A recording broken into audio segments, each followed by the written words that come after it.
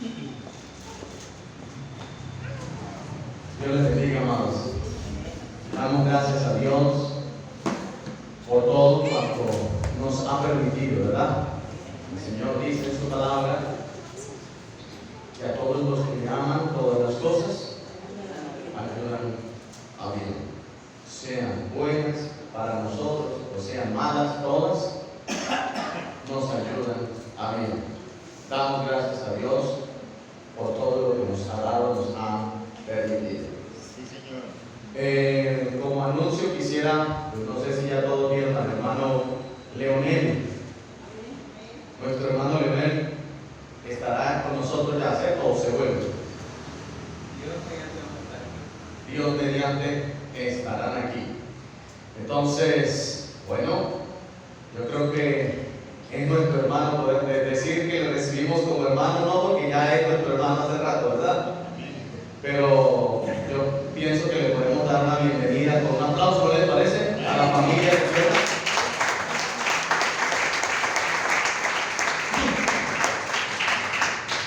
Así que bienvenido, hermano Leonel. Nuestro hermano Leonel tendrá también participación en la palabra. Así que Dios puede moverse a través de cualquiera de sus pasos. Amén, amados. Ok. Encontrar un equilibrio entre la gracia de Dios y tu responsabilidad es una cuestión que tiene demasiado estudio, demasiado, hay un equilibrio exacto en esto, pues el mismo apóstol Pablo responsabiliza a cada uno, pero a la misma vez está hablando de unos hombres que hayan la gracia de Dios sin estarla buscando, de manera que de cierta forma deja por fuera la responsabilidad, pero en otro lado vuelve y la mete. Entonces, conjugar estas dos cosas requiere de que el Señor lo declare, que el Señor lo revele a cada uno de nosotros. Pues el mismo apóstol Pablo hace muchas preguntas y él mismo se las contesta. Y una de estas es, bueno, si el Señor hizo vasos de honra y vasos de deshonra, ¿por qué inculpa? Él está haciendo algo que cuando dice que para que las promesas no se pierdan, todo tiene que ser por elección, porque si fuese por el cumplimiento como tal, pues entonces quedan invalidadas las promesas. O sea, la promesa queda invalidada si es porque usted cumple. Si es porque usted cumple, la promesa queda invalidada. Entonces, si la cuestión es que Dios eligió, entonces ¿por qué inculpa? Ahí está el detalle, ¿verdad? Digo conmigo. Ahí está el detalle. Entonces, esta parte quisiera que miráramos un pequeño contexto de esta palabra en Primera de Pedro y el capítulo 4.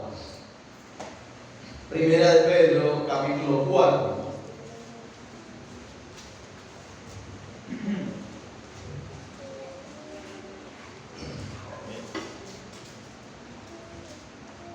Amén. Dice así: puesto que Cristo ha padecido por nosotros en la carne, vosotros también armaos del mismo pensamiento, pues quien ha padecido en la carne terminó con el pecado, para no vivir el tiempo que resta en la carne conforme a las concupiscencias de los hombres, sino conforme a la voluntad de Dios. Baste ya el tiempo pasado para haber hecho lo que agrada a los gentiles, andando en lascivias, concupiscencias, embriagueces, orgías, disipación y abominables idolatrías. A esto les parece cosa extraña que vosotros no corráis con ellos en el mismo desenfreno de disolución y os ultrajan. Pero ellos darán cuenta al que está preparado para juzgar a los vivos y a los muertos. 6. Porque por esto también ha sido predicado el Evangelio a los muertos, para que sean juzgados en carne según los hombres, pero vivan en espíritu según Dios. Vamos a dejar hasta allí y si tenemos oportunidad en otra ocasión, pues entonces analizamos si es que hoy llegamos al menos hasta aquí. Pero dice la primera parte: puesto que Cristo ha padecido por vosotros en la carne, vosotros también armados del mismo pensamiento, pues quien ha padecido en la carne terminó con el pecado. Ok, primero, ¿qué significa padecer? ¿Qué es un padecimiento? Escuche bien, no ha padecido por la carne, ha padecido en la carne. Una cuestión es padecer por la carne, y esto el Señor ha padecido por vosotros en la carne. Si pudiésemos decir Cristo ha padecido por la carne, estuviésemos hablando que Cristo, por haber pecado, sufrió por haber pecado.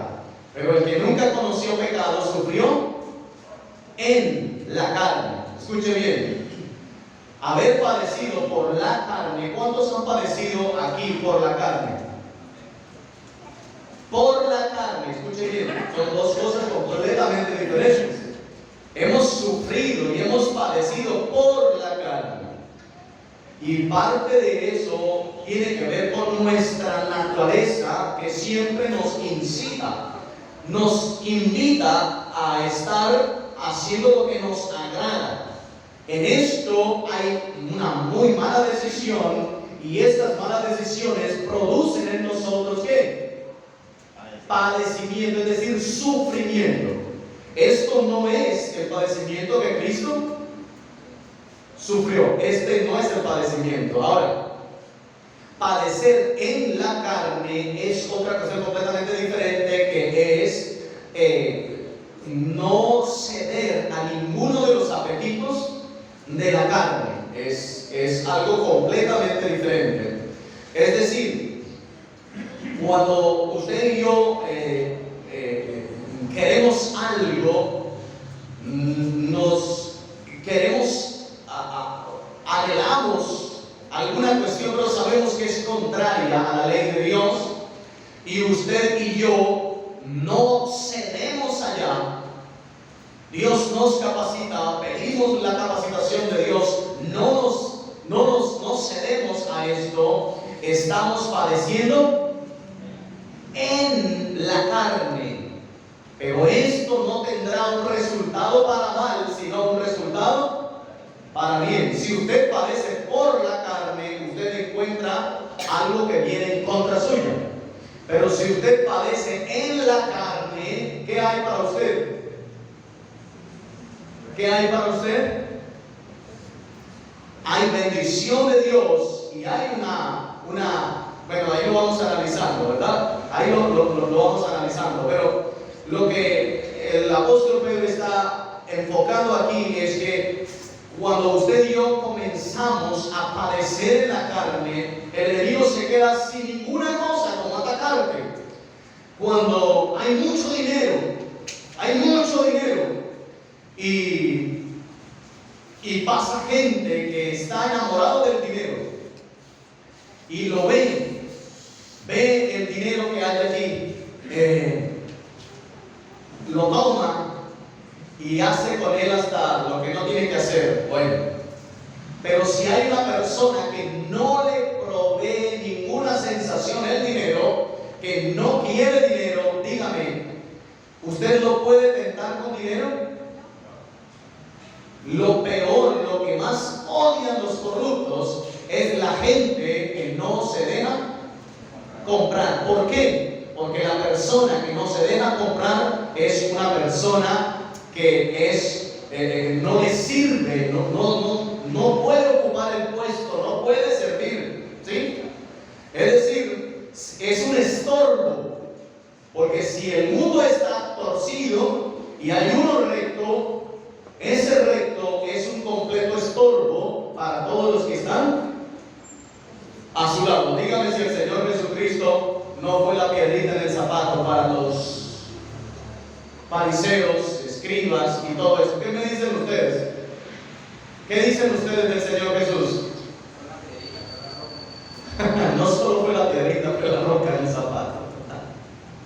Entonces, uno recto, ¿qué va a suceder?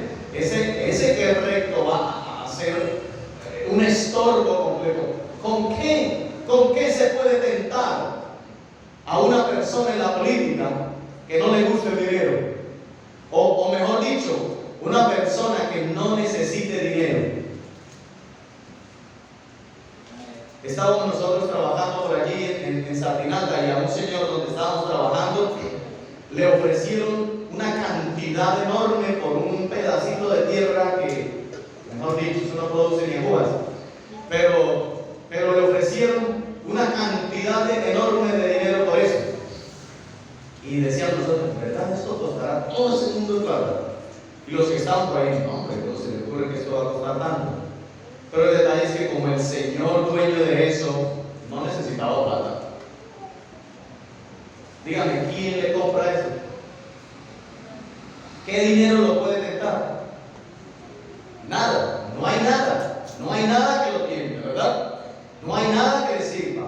Entonces, el punto, amados, está en que cuando usted y yo tenemos de parte de Dios el pensamiento que tuvo Él de abstenernos de cualquier cosa que es de la carne.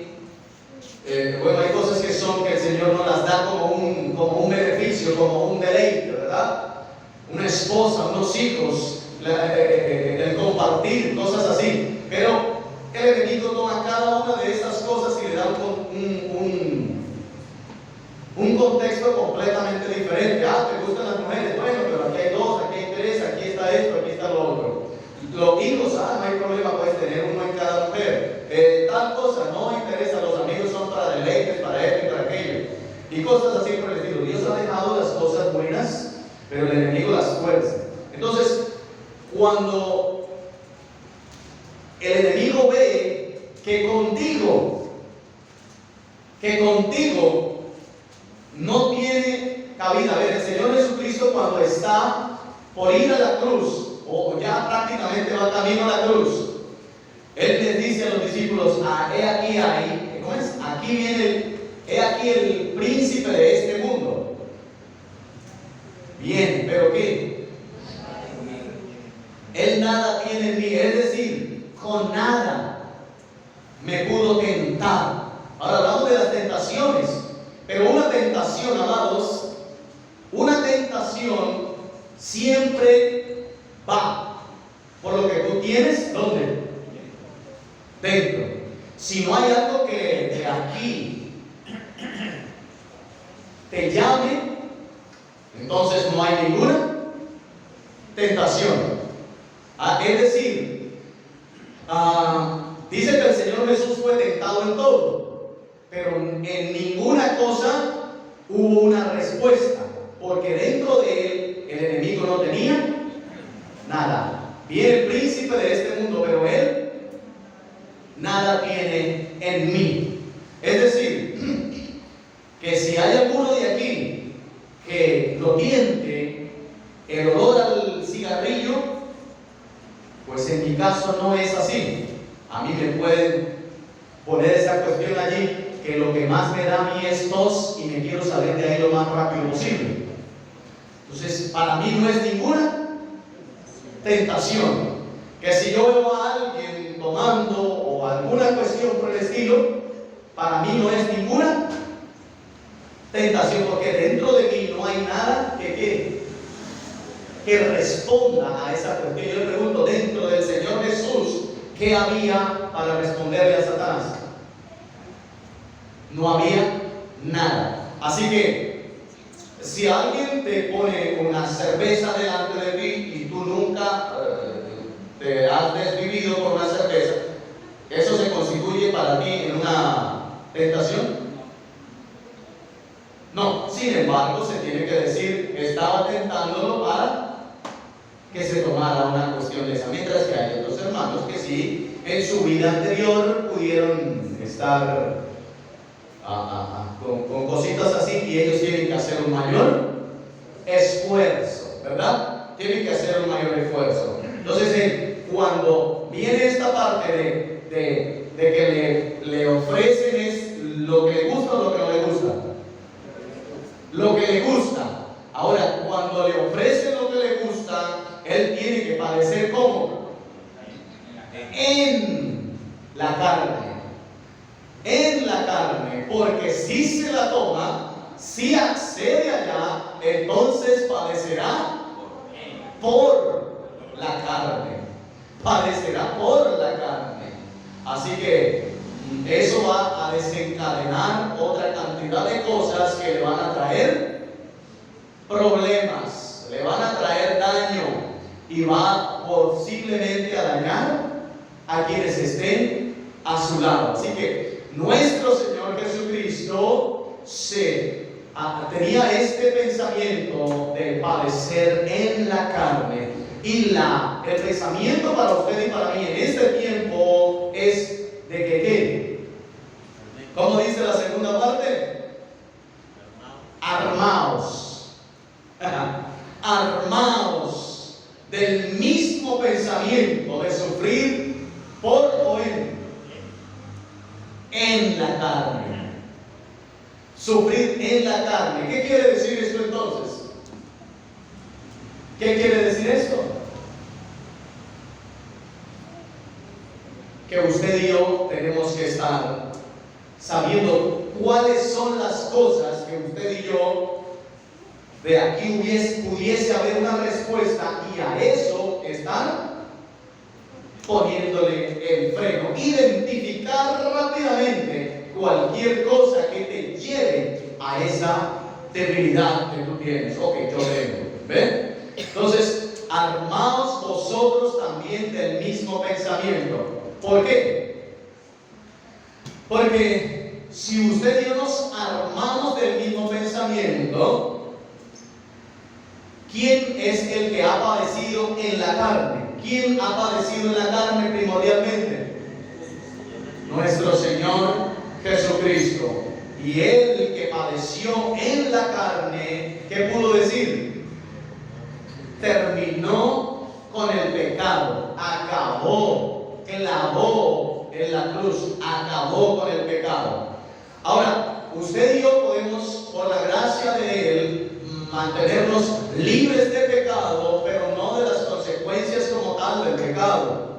Todo aquel que peca recibirá justa retribución. Todo aquel que peca recibirá justa retribución. Como nuestro hermano David, el rey de Israel, toda cuestión dicha por ángeles dice recibió justa retribución y castigo. Sabemos que el castigo eterno todavía no se ha dado. Nadie ha sido castigado. Entonces, ¿qué quiere decir que tuvo una justa retribución? ¿Que fueron enviados al infierno? No, que en vida recibieron ¿qué? Justa retribución. Porque si alguna cosa se queda pendiente, por ese pendiente que tenga cada persona, es suficiente para estar por la eternidad en el infierno. Así que dice la palabra que usted y yo por cada palabra ociosa tenemos que dar cuenta en el día final. Así que yo le aconsejo que no deje para dar cuenta ¿cuándo?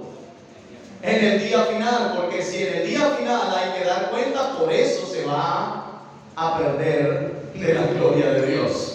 Así que si usted puede pasar de esta vida a la siguiente con alguna cosita pendiente, esto le estorbará para entrar al reino de los cielos. ¿Ah? Cuando usted y yo partimos de esta tierra, nuestra vida aquí en todo sentido tiene que estar arreglada. En toda cuestión tiene que estar arreglada. Por eso el Señor siempre nos dice: no se ponga el sol sobre vuestro enojo. Arregle con su hermano, haga esto, haga aquello, siempre aquí y allá, todo, porque no hay una cosa, no sabes cuándo te vas, no sabes cuándo me voy, yo no sé cuándo me voy. El todo es que en todo momento tenemos que estar a cuentas con el Señor. Bien, padecer en la carne. El apóstol Pablo dice que cuando hay algunas cosas que decía la ley, y algunas cuestiones de leyes sacrificiales y bueno, tantas cosas que estaban en el antiguo pacto, dice que tenían cierta reputación de bondad, es decir, de algo bueno, ¿cierto? Tenían cierta reputación. Pero ¿qué sucedía con todas estas leyes para ayudarnos contra los apetitos de la carne? ¿Qué dicen? ¿Qué decían? En nada. ¿Qué quiere decir esto? Que aquí la cuestión, amados, no es de que haya alguien que te diga, deja esto porque esto es malo, deja esto porque esto es malo. Si alguien te lo dice, es como si estuviésemos en el antiguo pacto todavía, que alguien nos diga lo que a Dios le gusta y a lo que no le gusta. Pero en contra de los apetitos de la carne, estas leyes que tienen, ¿es algo bueno? O sea, ¿sirve para los apetitos de la carne? No sirve de nada. Por eso el Señor, a través del apóstol Pedro, nos está diciendo que nos debemos, ¿qué? ¿Cómo dice la segunda parte? Vosotros también, ¿qué? Armaos. Armaos, amados. ¿Quién se arma para ir a dormir? ¿Quién se pone una armadura para acostarse en una hamaca? ¿Quién se pone una armadura para echarse al río, a nadar, a jugar? ¿Quién se arma para esto? Cuando dice armaos, ¿es por qué, amados? ¿Qué hay delante de usted? Hay una guerra. Hay una guerra que usted y yo no podemos ignorar.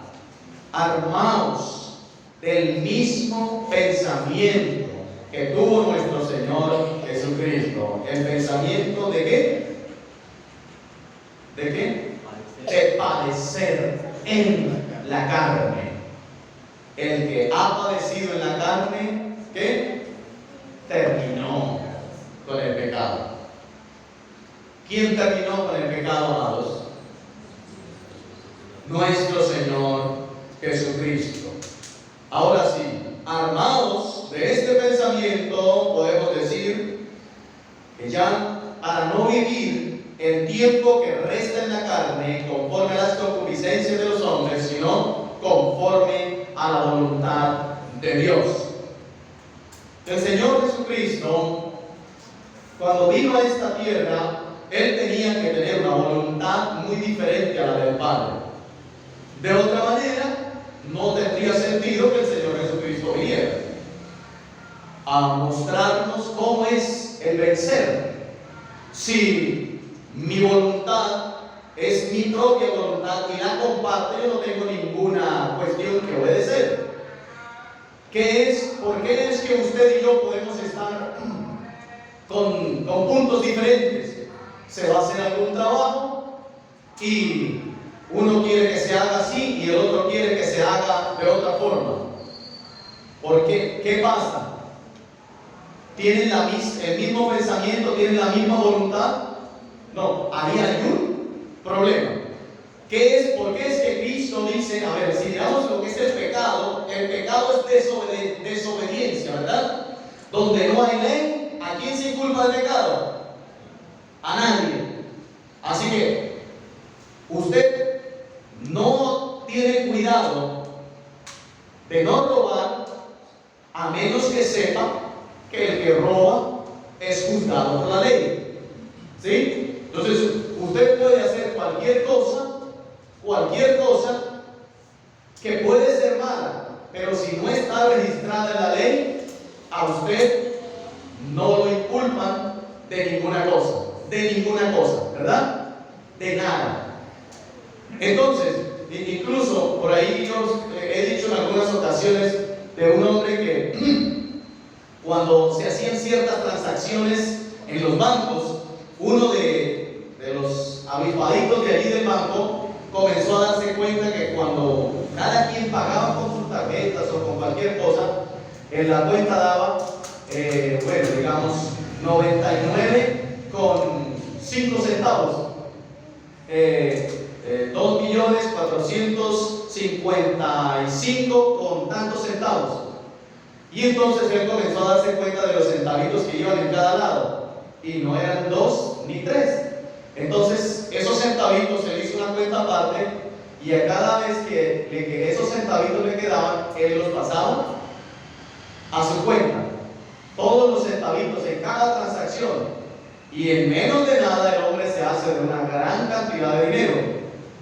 Pero resulta de que los del banco pusieron, los mismos gerentes pusieron la denuncia, o sea, los mismos de allí pusieron la denuncia. Yo no sé quién fue el que lo hizo, pero pusieron la denuncia porque este hombre estaba, y lo llevaron ante el juez, y el juez de ninguna manera pudo, porque dígame, ¿quién denunciaba a este hombre porque le había robado 5 centavos? Le salía más cara la ida, que valía 2.000 o 3.000 pesos el pasaje allá, que dejar perder 4 pesos, 5, perdón, pesos no, centavos, porque la ley estaba a partir de pesos y los centavos todavía no eran penalizados. Así que el hombre pudo robar. No es ético, obviamente, lo que el hombre hizo, no es ético, pero no estaba en la ley, así que el hombre pudo quedarse con su dinero. Así de sencillo. Pudo quedarse con su dinero porque se tiró esa avionadita. Así que ahora les tocó modificar la ley para que pudieran sancionar robo desde un alfiler en adelante. Ok, entonces cuando no hay ley, ¿qué pasa? No se inculpa a nadie de pecado. Por lo tanto, cada vez que hay pecado es porque se desobedeció ¿qué? La ley. Entonces todo pecado es desobediencia. ¿Sí o no es así? Todo pecado es desobediencia. Todo pecado es desobediencia. Por eso el Señor siempre, cuando habla a los hijos, siempre dice: hijos, obedeced a vuestros padres. Es la mejor forma de comenzar a adiestrarnos para luego comenzar a escuchar al Señor. Que una de las cosas que nosotros debemos esforzarnos por nuestros niños es a que ellos aprendan ¿a qué? A obedecer. Si ellos aprenden a obedecer la voz del Padre, la voz de la Madre, entonces ellos están adiestraditos cuando el Señor les sea real en sus vidas. También ¿a qué? A obedecer la voz de nuestro Señor. Así que el Señor Jesucristo dice que por lo que ¿qué? Por lo que padeció, ¿qué fue lo que aprendió? La obediencia. Por lo que padeció, aprendió la obediencia. Amado, nuestro Señor Jesucristo nunca pecó. Él simplemente tuvo que abstenerse de hacer su voluntad. El Señor siempre está hablando de que la voluntad de Él es agradable y perfecta. Pero nosotros tenemos nuestra voluntad, y yo le pregunto, cuando usted no conoce mucho de Dios, ¿cuál de las dos voluntades le parece más agradable? ¿La de Dios o la suya? ¿Cuál de las dos le parece más agradable? ¿Cuál de las dos? Es más fácil la nuestra. Es más agradable la nuestra. Yo le pregunto, nuestro Señor Jesucristo estaba allí a punto de separarse de su Padre a causa de nuestro pecado. Y el Señor Jesucristo decía en 3 ocasiones: Padre, si es posible, pasa de mí esta copa. Pero le dejaba en claro que no se haga mi voluntad. Él sabía que la del Padre era agradable y perfecta, pero la de él probablemente le parecería más agradable. Le pareció al apóstol Pedro. Dice: maestro, de ninguna manera esto te acontezca. ¿Cuál de las dos voluntades probablemente sería mejor? ¿La que tenía el apóstol Pedro o la que tenía Dios para el Señor Jesucristo? No, pero humanamente, ¿cuál cree usted? El uno le está diciendo: hijo, te amo tanto que te he entregado para que mueras. Y el otro le está diciendo: de ninguna manera esto. ¿Cuál de las dos? ¿Cuál de las dos es mejor? Es tremendo, amados, pero el Señor, aunque quiso pasar a su propio Hijo por tan tremendo proceso, Él mismo, amados, el mismo Señor, el mismo Señor Jesucristo, Él sabía y conocía cuál era la voluntad del Padre, y aunque hubiese querido que hubiese otra oportunidad, otra forma, de Él, porque Él no le tenía miedo a morir, Él no era que tenía miedo de ir a la cruz. Lo que Él sabía era que en el momento en el que estuviera en la cruz, el Padre descargaría el pecado de todo el mundo en Él.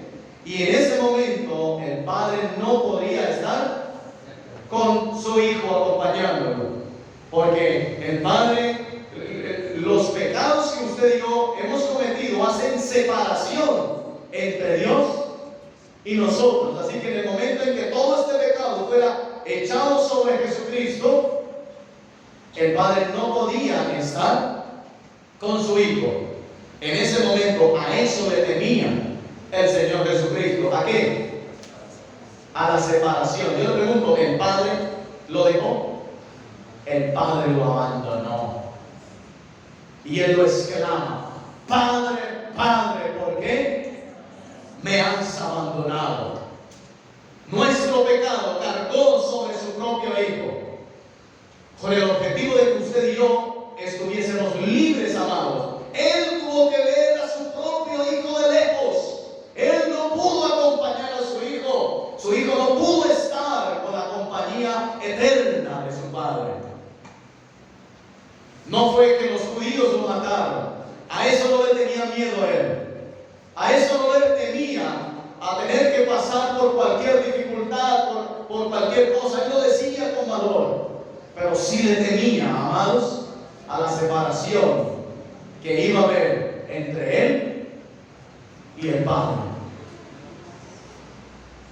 Gracias a Dios, era limpio, puro, y por eso la muerte no lo pudo retener. Tan así que cuando vuelve a la vida, alguien lo va a tocar y dice: espérate, porque todavía me falta que todavía tengo que subir, tengo que encontrarme con aquel. Tenía que entrar y ofrecer el sacrificio, porque una cuestión es cuando se mataba a la víctima, pero otra muy diferente era cuando se llevaba la sangre. ¿Dónde? Ante el altar.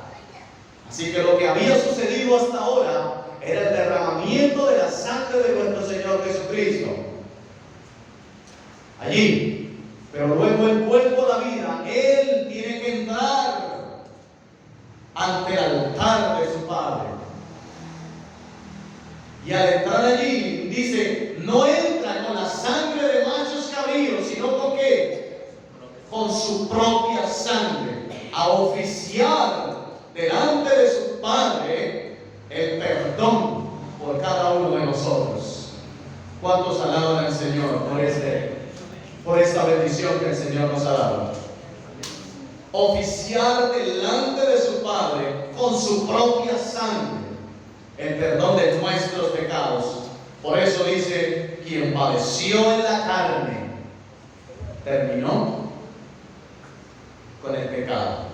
Usted y yo nos tenemos que armar del mismo pensamiento, Porque si usted y yo, amados, si usted y yo padecemos en la carne, el enemigo cada vez tendrá menos cosas en las cuales nos lleve a caídas, ¿sí? Nos lleve a caídas. Tenemos que aprender a padecer en la carne para terminar también con las cosas con las que el enemigo puede tocarnos. Nadie puede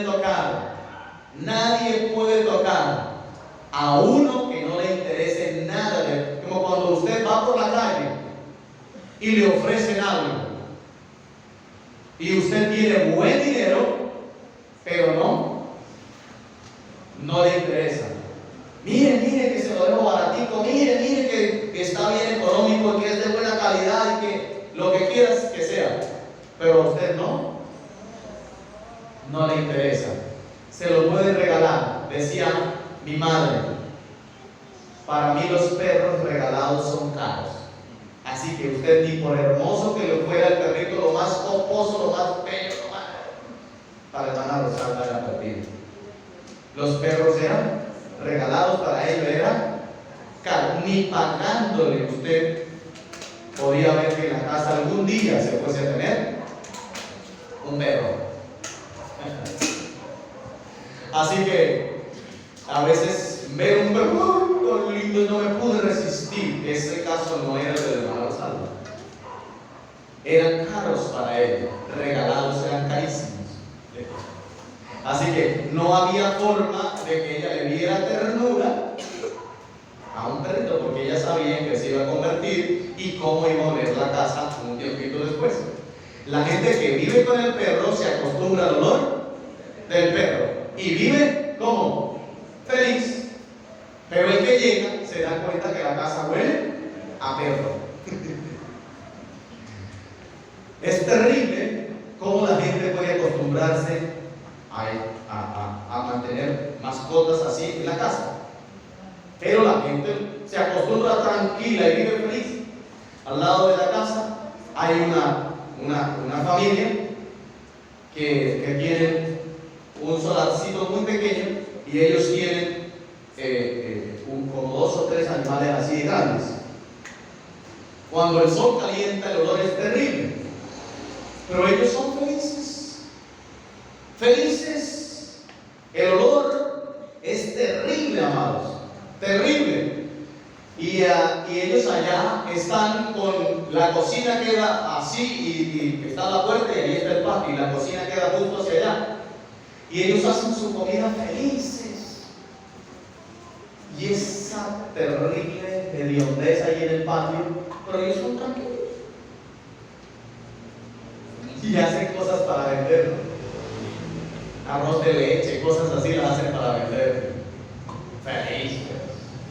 De repente usted los ve caminando por el patio y hacen así. Ya saben a qué me refiero, ¿no? Están confinados, ¿es correcto? ¿Y viven felices? No. Viven felices. Pero resulta de que a quien no le gustan los animales, con nada pueden ser tentados.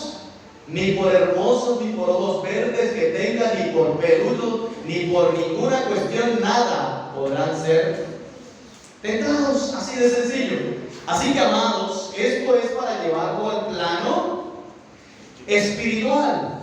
De lo que usted se llene, de eso es que usted va a tener para responder. Así que, si usted se llena de alabanza, si usted se llena de palabra de Dios, si usted se llena de amor, de comunión con sus hermanos, si se llena de todas estas cosas y el enemigo le muestra un perro, pero no que estoy en contra de los perros, me refiero, vamos a llevarlo completo, ¿no? Si le muestra un perrito, pero resulta que usted no está lleno por dentro de perros, usted está lleno de alabanza, de esto y de aquellas cosas, entonces yo le pregunto, ¿lo tientan? No. Pero si usted se llenó de perritos, entonces, ¿lo va a tentar o no lo va a tentar? lo va a tentar y muy probablemente va a recibir ese crédito. Entonces ya no puede decir como el Señor Jesucristo, el príncipe de este mundo no tiene nada en mí, sino que puede tener muchos créditos. Es tremendo, amados. Es tremendo. ¿Sí se entendió, verdad? Una de las cosas más importantes del pecado es la siguiente. Nosotros pensamos que, por ejemplo, voy a hablar por mí. Por ejemplo, Gilberto piensa que si él peca y él va al Padre, el Padre lo perdona. Y esto es correcto.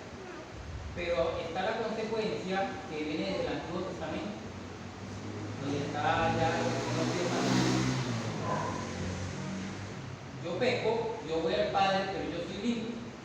Pero resulta que el pecado que yo cometo no me afecta a mí nada más, sino tanto a mis padres para arriba como para abajo, que son mis hijos, mis nietos, mis bisnietos, hasta allá abajo, la cuarta generación que habla del Antiguo Testamento.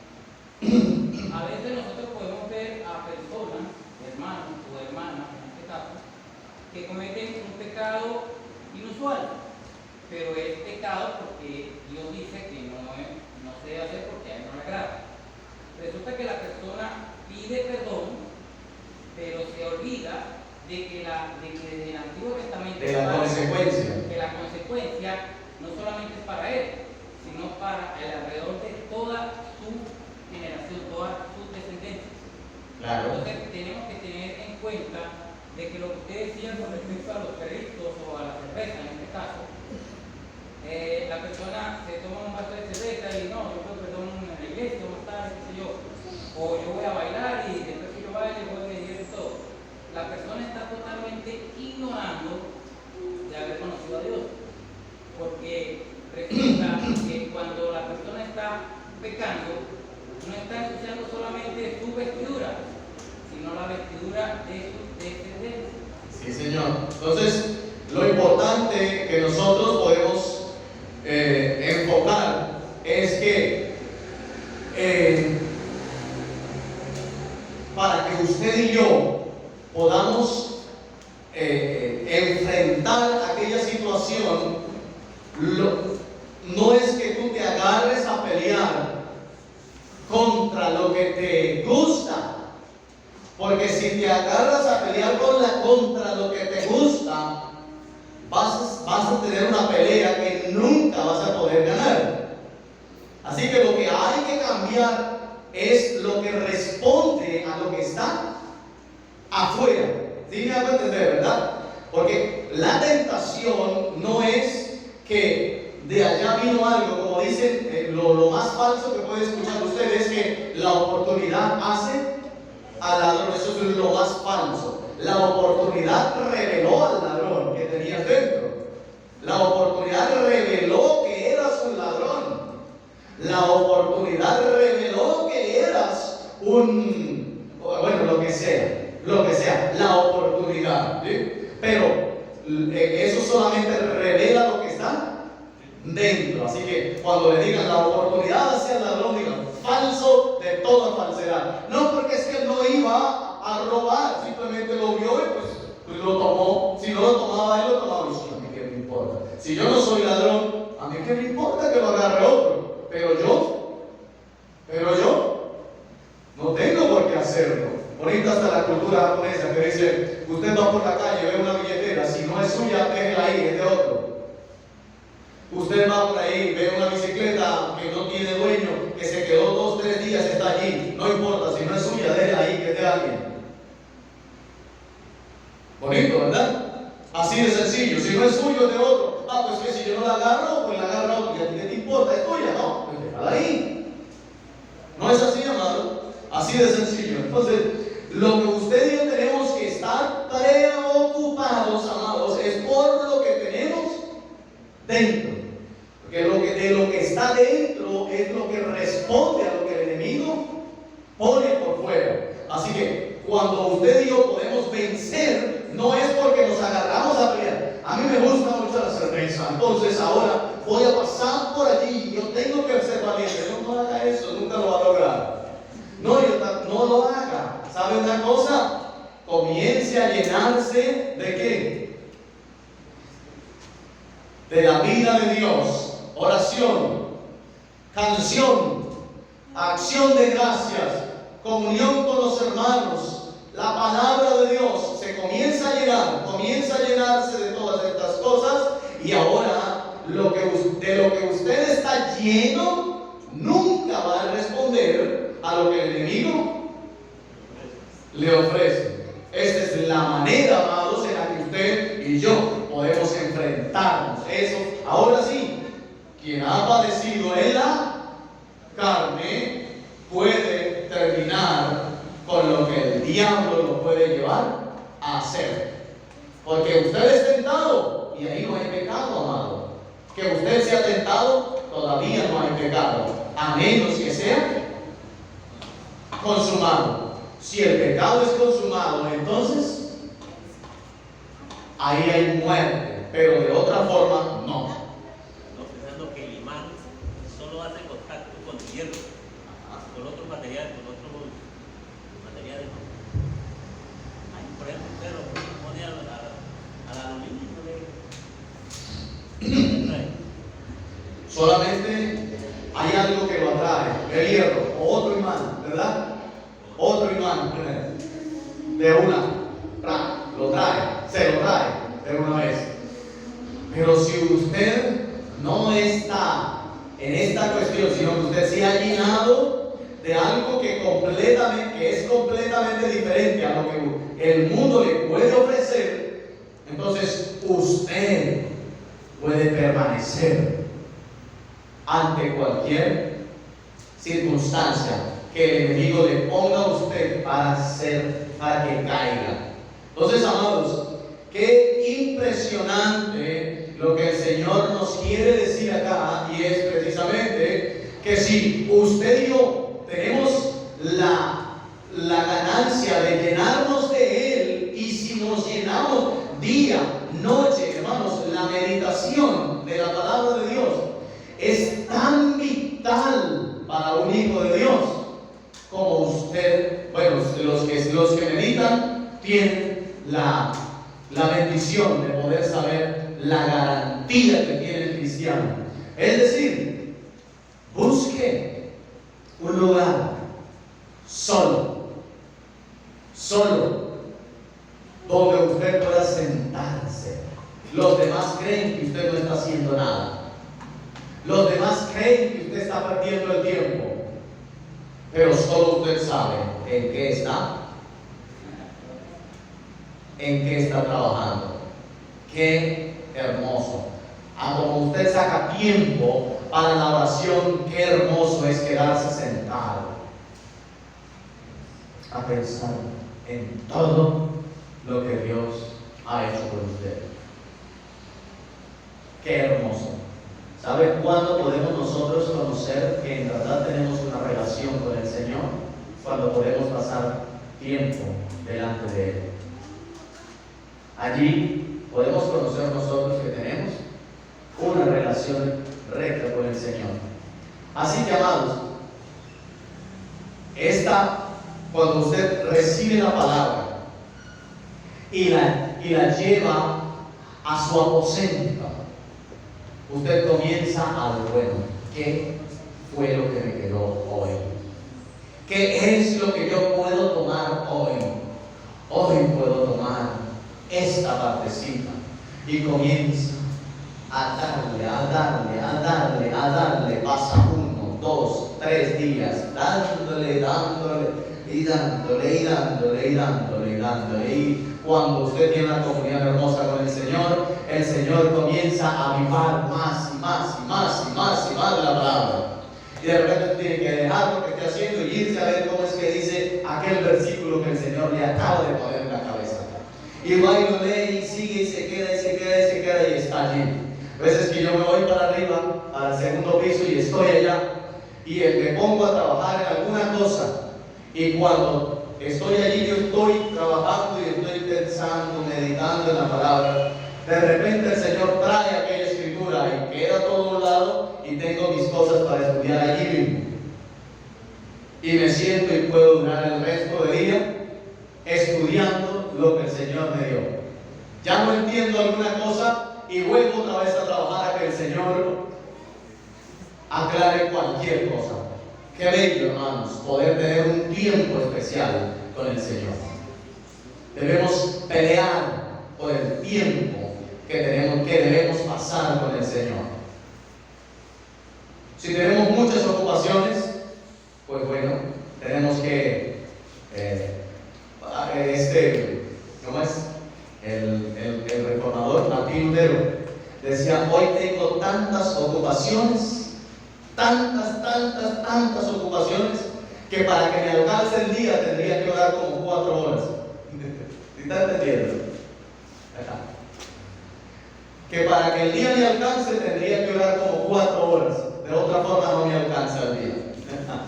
Cuando tenía menos ocupaciones, entonces de cierta manera podría orar un poco menos. Pero si había mucho por hacer, tenía que orar más. Y qué bonito, el tiempo de calidad en oración con el Señor. ¿Cómo sorprendía el Señor Jesús? Él sorprendía cuando lo veían y lo escuchaban orar. Cuando lo escuchaban orar, ellos veían que no estaba teniendo una cuestión de repeticiones, una cuestión, como le decía, cómo estaban acostumbrados a orar los fariseos. ¿Cómo oraban ellos? Eran vanas repeticiones, es decir, la repetición de la repetidera. Ellos estaban allí repitiendo las mismas cosas y volvían y repetían lo mismo. Así que si ellos oraban mucho, era porque repetían mucho la misma cosa. Así que usted escucha gente que comienza a orar y repite y pasa 3 y 4 horas y pudiera ser repitiendo lo mismo. Pero cuando veían y escuchaban orar al Señor Jesucristo, no había repeticiones, había una forma de orar completamente diferente. Ellos decían: este no está repitiendo, este está hablando con alguien, este tiene una relación diferente, este no está allí. El hermano Santiago dice alguna vez que él veía que un hermano se arrodillaba a orar y comenzaba, y entonces él dice que él estaba allí y se comenzó a poner a ver qué es lo que ora este hermano, porque yo me acuerdo de lo que él dijo. Él decía: está pasando de lo que pasa, ya va a pasar, está pasando de lo que pasa, y repite la misma cuestión. Está pasando de lo que pasa, de lo que pasa, y dele.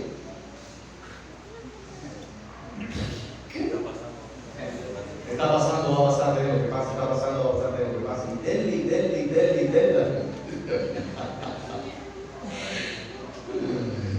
Decía de verdad, como por el diablo la gente lo agarra y lo vuelve un chiquero y así se queda.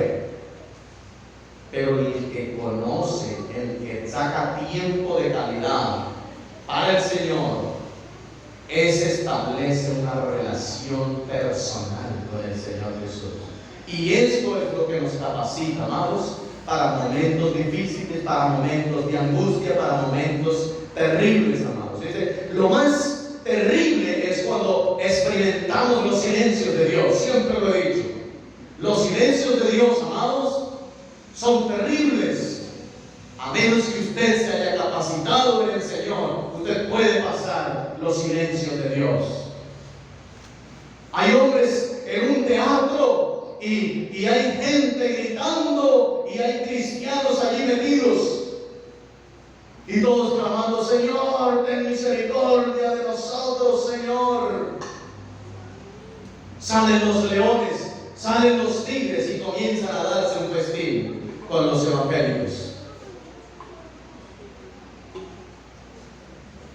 Y ahí están nosotros, detrás de las rejas. Hay rejas, salieron un grupo de tantas personas y allí ven: Señor, ten misericordia de nosotros, Señor, Señor, ten misericordia. Y salen los leones y comienzan a comerse a sus hermanos, a sus amigos, a sus familiares. Y ellos están allí y saber que después de que terminen con esos, adivinen quién van. Siguen ellos. Amados, y el Señor simplemente hace silencio. Sin embargo, cuando cada uno de ellos abre los ojos en la eternidad, está el Señor Jesús recibiéndolos. Wow. Pero el que logra pasar eso es porque se ha llenado de la vida de Dios y puede soportar un silencio tan terrible. Es fácil, como dice la Escritura, que muchos tuvieron fe para cerrar la que, pero otros tuvieron fe para morir comidos por los leones. Unos tuvieron fe para evitar ejércitos, pero otros fueron molidos por los ejércitos. Y tuvieron fe las mujeres para recibir a quién. ¿Para recibir a quién? A sus muertos. Tanto el uno como el otro, para pasar la dificultad, tiene que estar lleno de la vida de Dios. De otra forma, no es posible. No es posible. Tiempo tenemos. Hasta aquí tiempo hemos tenido. Así que usted y yo nos resta llenarnos de la vida de Dios. No se nos haga extraño, amados, si en estos últimos días más de uno de nosotros o muchos de los hermanos comienzan a pasar por muchas dificultades, porque si el tiempo se comienza a acercar y usted y yo no hemos tenido la disponibilidad de buscar al Señor, cada vez nos va a costar, el precio va a ser un poco más alto. Así que si en la antigüedad todo lo que Él dijo y no hicieron recibió justa retribución, mucho más ahora que tenemos el Espíritu Santo y no hacemos como Dios nos ha dicho que tenemos que hacer, y no porque el pastor lo haya dicho, sino porque Dios lo ha dicho ¿dónde? Dentro de nosotros, y no hemos caminado y hemos pospuesto cada día más. Para la próxima nos cuesta un poco más. Posponer una cosa fácil la hace difícil. Posponer una cosa difícil la hace imposible. Las vírgenes, Mateo 25, pospusieron una cosa que fácil y la hizo difícil. ¿Era fácil o no era fácil? Y si era difícil, tiempo tuvieron para verla, para haber llenado no solo sus lámparas, sino también las vasijas. Lo fácil, ellas se fueron preparando, y lo fácil fue llenar sus lámparas de aceite. Las 10 llenaron sus lámparas de aceite. Ya era un poco más difícil porque tenían que ir a comprar. Pospusieron el ir a comprar. Era un poco más difícil, pero posponer lo difícil lo convirtieron en algo imposible. Así que, amados, usted y yo, por eso les decía, es muy difícil juntar la gracia de Dios con tu responsabilidad. Pero sabe que tanto lo uno como lo otro va. ¿Cómo se une esto? Probablemente ninguno tenga la respuesta. El apóstol Pablo creo que tampoco lo sabía. Pero finalmente él decía: anhelo estar con él para preguntarle una cosita que me tiene dando vueltas en la cabeza. ¿Qué era? Saber cómo fui conocido. ¿Qué pasó? ¿Cómo fue que fui conocido por Dios? Yo sí anhelo estar allá para preguntarles. Estoy parafraseando, ¿no? Los que han leído pues saben cómo lo dice exactamente. Así que, amados, qué hermoso el tiempo que tenemos. Tenemos tiempo bueno, largo, para prepararnos delante del Señor. Porque no sabemos qué tiempo se llegue. Podría ser que vino una dificultad y pasó la dificultad y ya nos acostumbramos a nuestra nueva realidad y se acabó el problema. Pero también puede ser, vino una dificultad y nos fijamos delante de Dios y el Señor te puede decir: ay, hijo, si estás cansado de correr con los de a pie, ¿cómo será cuando te toque correr con los de a caballo? Es decir, lo que usted y yo tenemos que estar es ¿qué? Preparados. Tiempo tenemos para prepararnos. Amén, amados. Tiempo tenemos para buscar del Señor, porque no sabemos si vienen tiempos fáciles. Según la palabra, ¿qué me dicen ustedes? ¿Vienen tiempos fáciles? Tiempos peligrosos, dice la palabra. ¿Sabe una cosa, amado? Que lo más difícil es conocer el tiempo y al final de los tiempos, lo difícil que es vivir no como vive el mundo, sino como vive un hijo de Dios. ¿Sabe por qué? Porque va a venir un tiempo donde va a ser tan bueno, que es casi imposible detectar lo que es malo. Detectar lo que es malo. El mundo te llena de comodidades, el mundo te llena de, el planeta está lleno de muchas comodidades, de muchas cosas, de muchas facilidades, de esto y de lo otro. Y con facilidades, dígame, ¿quién necesita a Dios? Nada. Es difícil saber que el tiempo que se está viviendo es el más peligroso. Es el más peligroso. Hoy miraba un joven que es cristiano y su tarea es armar coreografías dentro de la iglesia. Así que él está ministrando, para él es una administración tremenda. Cuando vaya dentro, estamos hablando dentro. Y terminará sudado y dirá: ese es el fuego del Espíritu, porque lo hizo sudar. Es difícil distinguir ahora, hermanos.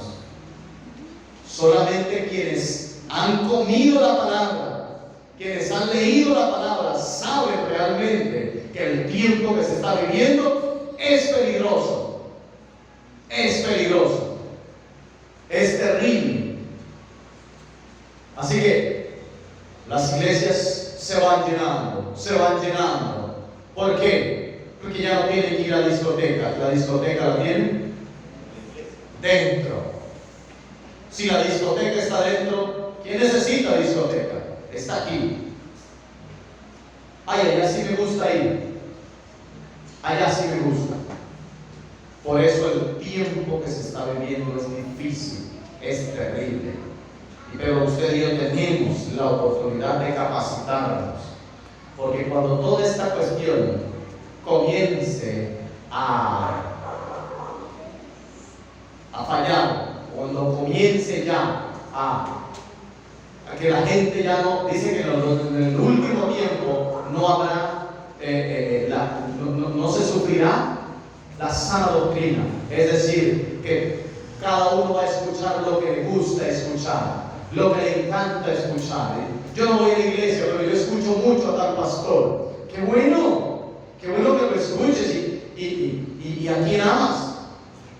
Mire, lo bello de estar aquí, amados, es poder verme con cualquiera de ustedes y demostrar que amo.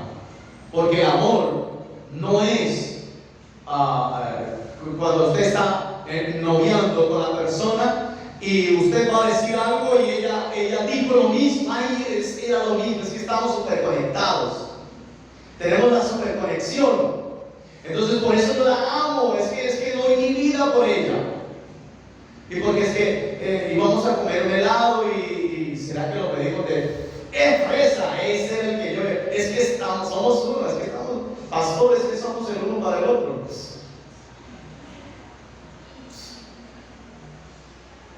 ¿Y por qué otra cosa amas a esa mujer? No, pues porque nos tenemos gustos muy parecidos, tenemos gustos esto y lo otro. Vea, qué bueno. ¿Sabe que no le creo que la ama? No le creo que la ama.